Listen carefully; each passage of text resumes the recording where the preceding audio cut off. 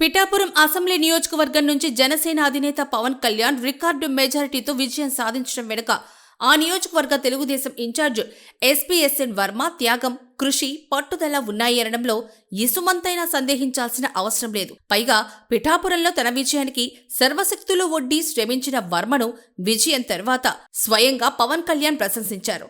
తెలుగుదేశం అధినేత చంద్రబాబు కూడా వర్మ త్యాగాన్ని, కృషిని గుర్తించారు. సరైన న్యాయం చేస్తానని హామీ కూడా ఇచ్చారు. నిజమే, గత ఎన్నికల సమయంలో పిఠాపురం నుంచి కూటమి అభ్యర్థిగా జనసేనాని పవన్ కళ్యాణ్ పోటీ చేయాలని నిర్ణయించినప్పుడు ఆ నియోజకవర్గం నుంచి తెలుగుదేశం అభ్యర్థిగా పోటీ చేయాలని ఆశించి గత 5 ఏళ్లుగా నియోజకవర్గంలోనే పనిచేస్తూ వస్తున్న వర్మ తీవ్ర నిరాశకు గురయ్యారు. ఆయన అభిమానులైతే రోడ్లపైకొచ్చి నిరసనలు తెలిపారు. సరిగ్గా ఆ సమయంలోనే చంద్రబాబు జోక్యం చేసుకుని వర్మను ఉండవల్లి పిలిపించుకుని మాట్లాడారు.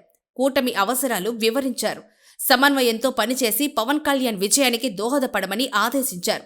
దీంతో క్రమశిక్షణ కలిగిన తెలుగుదేశం కార్యకర్తల వర్మ ఆ క్షణం నుంచి పవన్ కళ్యాణ్ విజయమే లక్ష్యంగా పనిచేశారు. దీంతో పవన్ కళ్యాణ్ పిఠాపురం ఎమ్మెల్యేగా రికార్డు స్థాయి మెజార్టీతో ఘన విజయం సాధించారు. దీంతో ఇటు చంద్రబాబు, అటు పవన్ కళ్యాణ్ కూడా వర్మను ప్రశంసలతో ముంచెత్తారు. పవన్ కళ్యాణ్ అయితే వర్మకు అత్యంత ప్రాముఖ్యత ఇచ్చారు. కానీ క్రమంగా పరిస్థితిలో మార్పొచ్చింది.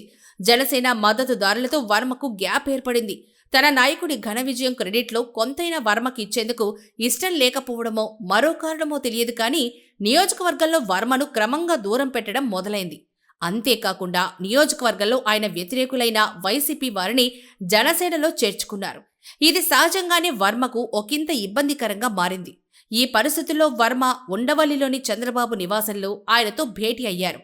గత ఏడాది జరిగిన ఎన్నికల సమయంలో చంద్రబాబు వర్మకు ప్రాధాన్యమున్న పోస్టులోకి తీసుకుంటామని హామీ ఇచ్చినట్లు చెప్తారు. ఇప్పుడు చంద్రబాబుతో వర్మ భేటీ ఈ నేపథ్యంలోనే ప్రాధాన్యతను సంతరించుకుంది. రాష్ట్రంలో నామినేటెడ్ పదవుల భర్తీకి చంద్రబాబు కసరత్తు చేస్తున్నారు.